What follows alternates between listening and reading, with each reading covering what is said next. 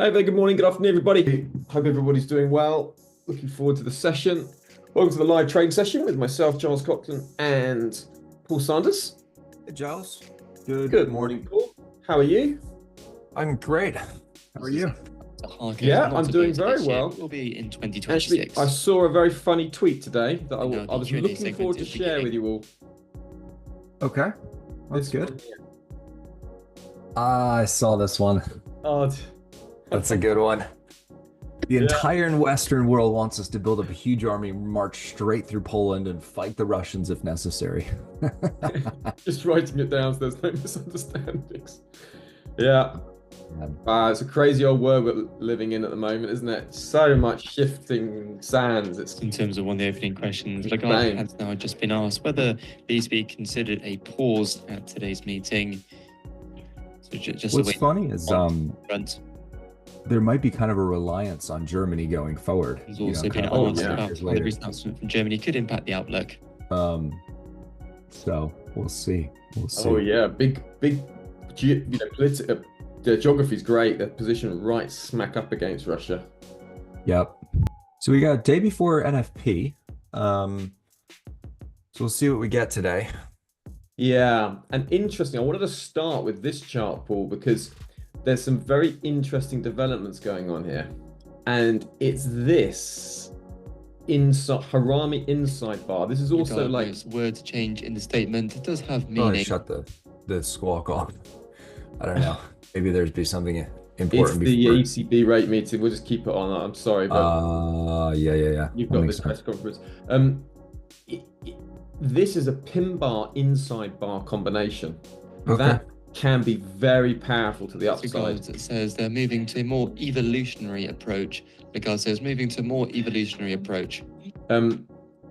So that could easily be the bottom. Stateside, Yeah. yes, Turn around. Johnson says he hopes to hold continuing resolution vote on Tuesday and expects a passage. Or if it goes down to 5,730, I would expect it to be bought back up. So buyers will be very eager down here. Yeah. And maybe I'll step in here. So I am looking for a turnaround today. That does make a lot of sense. Yeah, so I think it's just worth being aware of that. Now, the negatives, obviously, we've got so many geopolitical headlines doing the rounds, Yeah. and risk is off. So, taking a look at the VIX, you can see we're still holding above that resistance level, and we're still above this sort of big level. We tried to push back to yesterday. We're now pushing above higher. So that's the first thing to be aware of, just where we're positioned. Nice area for potential turnaround. So we'll just keep our eye carefully on the VIX. But sentiment is negative out there. All equity futures are lower. FTSE 100 lower. DAX is off the highs, heading towards negative. Euro Stoxx lower. It's only China bucking the trend. So, and a bit of a sell-off happening in bonds. Look at that German move. I think that was the biggest intraday move in the German Bund for over 20 plus years. Now, what does that mean? Explain that. Explain why. How is that? Why is the market? Because I've seen a couple tweets about that. Why is the market paying attention to that? And how does it affect everything more broadly? Harker says is increasingly worried about the state of government deficits. So it's basically with the German fiscal announcement that they're going to be looser with their fiscal spending. That means that that's an inflationary force. So there's going to be a lot of money pumped into the German economy. It's still a work in progress.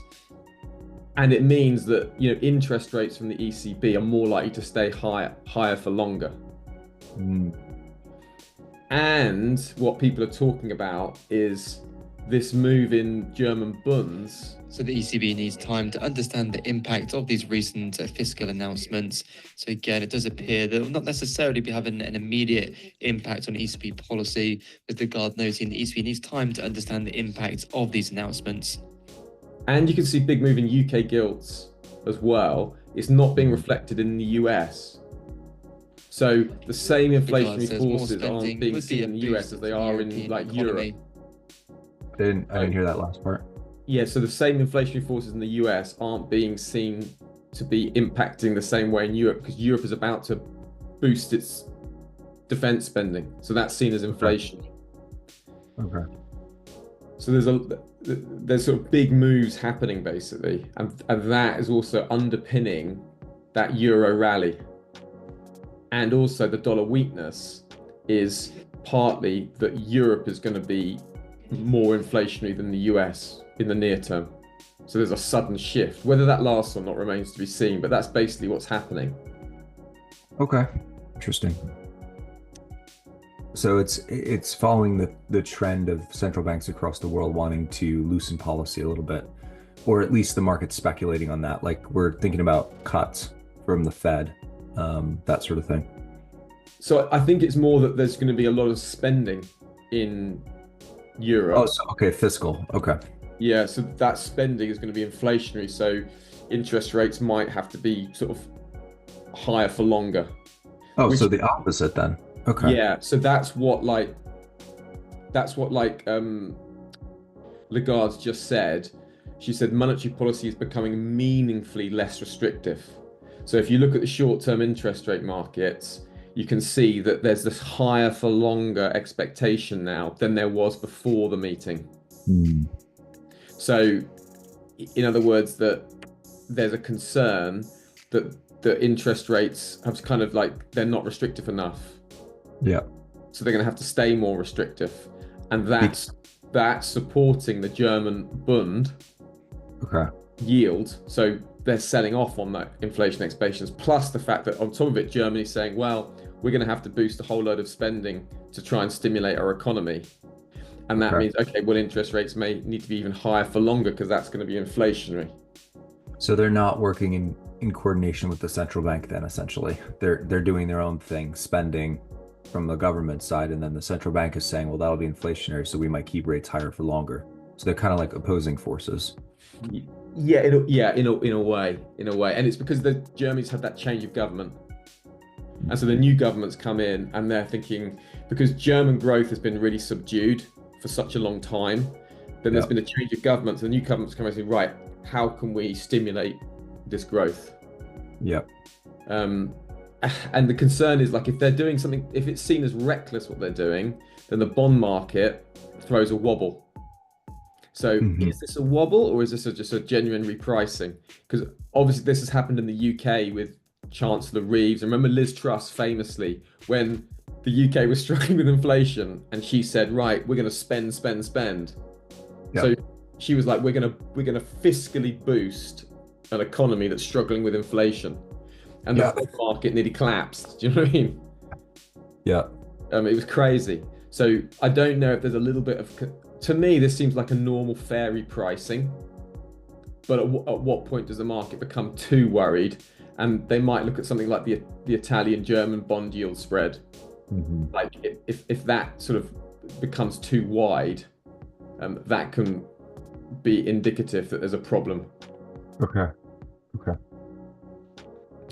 So I'd say at the moment there's so many different factors out there. Yeah, Najam, that is hawkish from the ECB. And the hawkish line is basically what the ECB have said is... Lagarde just noting that uncertainty is huge. Yeah, it's basically, we don't know what's going to happen. We're not sure on the path of inflation. We're not sure on the path of growth. We're going to have to take it case by case, but monetary policy is becoming meaningfully less restrictive. Yeah. And that's changed the line before, which is monetary policy remains restrictive. So just saying it's less restrictive now. Okay. That's what's supporting the euro. And the euro's further supported by the dollar, which keeps falling lower and lower and lower. Right? And that makes sense with interest rate expectations increasing. We've seen that, haven't we, with the Fed? One stage it was like 1, then it was 2 interest rate cuts, and now at the moment markets are expecting December 3.56. So about 3 interest rate cuts now expected at the end of this year, and that's pressuring the dollar. Yeah. And then you got all this geopolitical risk and this sudden bounce of risk off that come in. So that's kind of what's pushing us around. Does that make sense? Yeah. Yeah. Okay. And on top of that, we've got the non-farm payrolls tomorrow, and we've had all these conflicting jobs data. So initial jobless claims has just come out, and that's really good. Look at that initial jobless claims. So less people claiming jobless benefits. Strong US labour market. Then we had ADP jobs, which came in under market's minimum expectations, which was negative. Then we had the contradiction from the ISM print, which is the more influential survey that came yesterday. Look, 53.5, good. And then we saw the employment part of that. Let's just go over here. We saw the employment part of that strong as well. Look at the employment end. Where is it? Prices paid. Wait, hang on. Am I looking at this correctly? The employment, that looks a bit weaker, actually, doesn't it? Am I seeing things? Have I got the right date? Let me just check this. Okay, employment is 47.6. That is a bit lower. I could have sworn that was higher. Maybe it's just my brain playing tricks on me. But the prices, that's inflationary. Have I got the, let me just, Monday the 3rd of March. No, got the wrong day. That's why. Yeah. That's better. Right. There we go. So here's the services PMI. Look, high, and then the employment index at 53.9. So that's an expansionary territory. So US consumer confidence, and remember the University of Michigan inflation expectations. Do you remember how they were higher as well? And the thing with those data points, they're all soft data. They're all surveys. Yeah. So the important thing is, what's the hard data doing? And the initial jobless claims fine. The ADP jobs was weak, and we've got non-farm payrolls on Friday, but the latest ISM contradicts some of those soft data points here, 53.9. So that's healthy.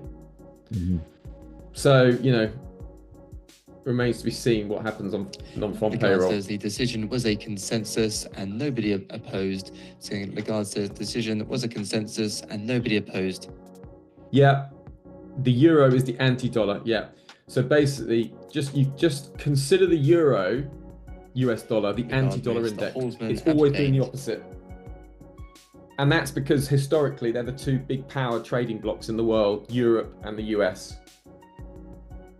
So what the dollar's doing is antithetical to what the euro's doing. The dollar down, euro dollar up, and it's very closely correlated. There's hardly any ever time when that correlation breaks down. Yeah, that's fine.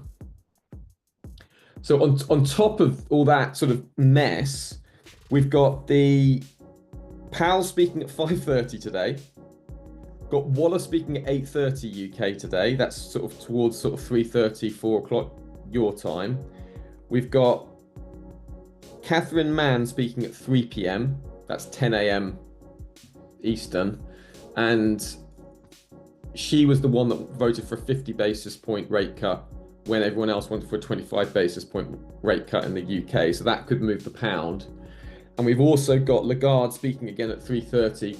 Remember, we'll have a whole flurry of commentary from the ECB because they basically do their announcement in 4 stages. They have the rate statement, stage 1. They have the press conference, which is going on now. And then they often have 2 or 3 sources reports that come out after the press conference. So basically there's 3 or 4 times that the ECB has to move the market. So just be aware of that. It's a right pig, but you just have to be aware of that. And then we got bond auction at 4. So not much in terms of top tier US data, but quite a few little itty bits that are coming out throughout the day. So sentiment is, as we start the session, negative and risk is off. And you can see that in the currency space with the yen and the Swiss franc leading the pack. You got the Aussie, the CAD towards the lower end, particularly CAD being hit with oil prices being hit on sort of lots of US supply out there. So markets are risk off, and we can see that in the equity space, pressure to the downside. But we're at crucial support levels: 200 moving average in the Nasdaq, 200 moving average in the mini, and then we've got NFP tomorrow. So do markets want market? There's no reason why they can't keep going down. But we're just going to be aware we're in very nice support area here. All right. So in terms of the E-mini itself, just we'll start by zooming out and then zoom in. We've got this sort of trend line that's those 3 days of price that we're forming in. We're also towards the bottom of the value area low that's developing for the week. And we're just sitting under the point of control for the week. And we've got some sellers who are quite heavy there at the 5791. So first area to be aware of is if we get up above that 5791 area, that's above the point of control and trapping those sellers. So that's important. We'll mark that on the 5791. Yeah. So you've got that 5791 trapping these sellers, and you've got these sellers trapped here in that developed value area that we're sitting in. So we're sat in a nice from Lagarde area. If data indicates that a cut is appropriate, then they will cut, and they'll pause if data indicates. So ECB just noting a flexible approach here, noting that if data does require a cut, then they will cut, but they will pause if the data indicates doing so. Okay, so ECB just maintaining optionality, but it is slightly more hawkish, the stance they've taken. This is the support area, and notice how we've had these buyers trapping these sellers. So there are some sellers trapped down there on the first standard deviation. We're trying to find a little base here. Looking at the inventory, you can see the inventory is positive for the session from the overnight session, and then we're coming into a slowing trend. It has been a fast trend lower, and now it's just showing signs of slowing and potential bottoming. We still have got a downtrend based on short-term market moves, adding limited spread variation despite massive yields moves. So apart from that, you've got all these sellers down here. Would be nice to see them trapped. This would be a nice Palestinian area going higher. Arabia. The United States has offered Hamas a 2-month ceasefire in exchange for the release of 10 Israeli hostages alive, as well as the opening of the crossings and the resumption of the supply of humanitarian aid to Gaza. And does note that Hamas is examining this proposal.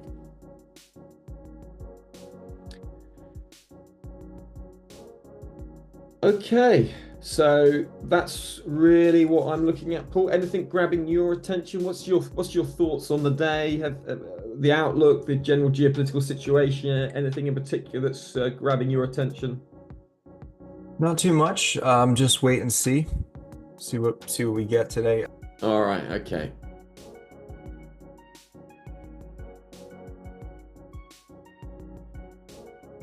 Okay, so those sellers just trapping those buyers there, continuing its way down.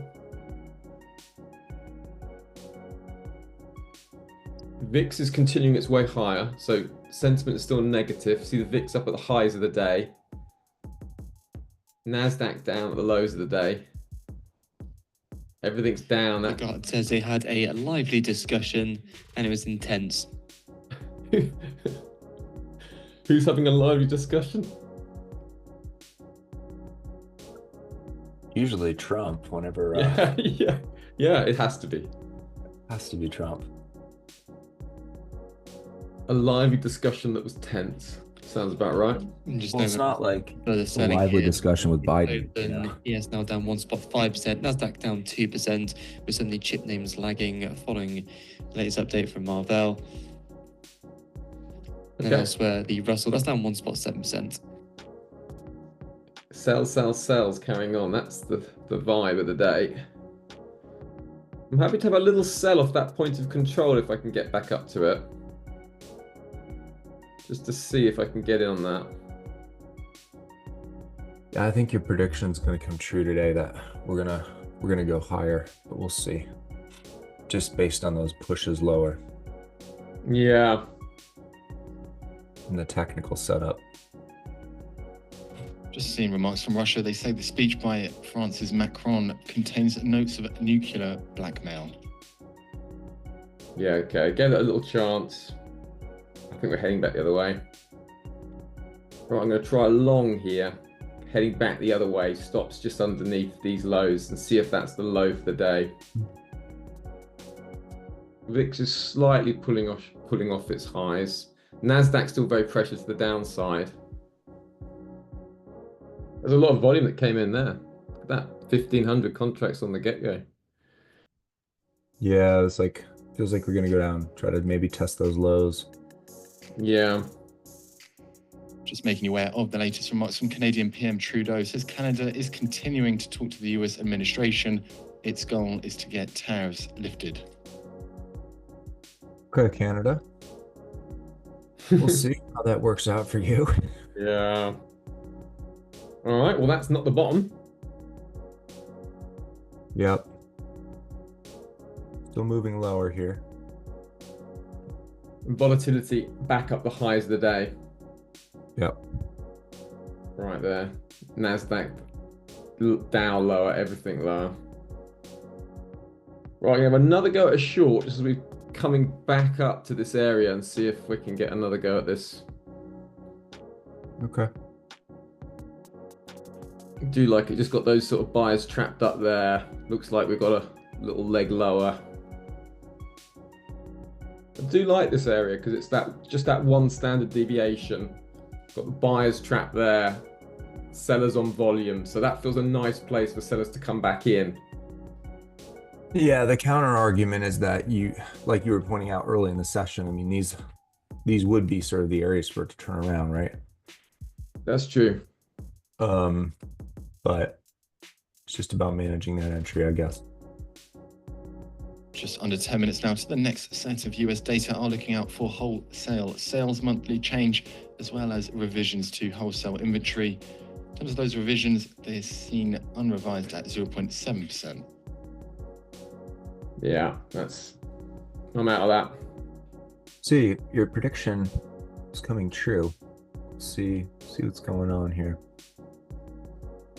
Yeah.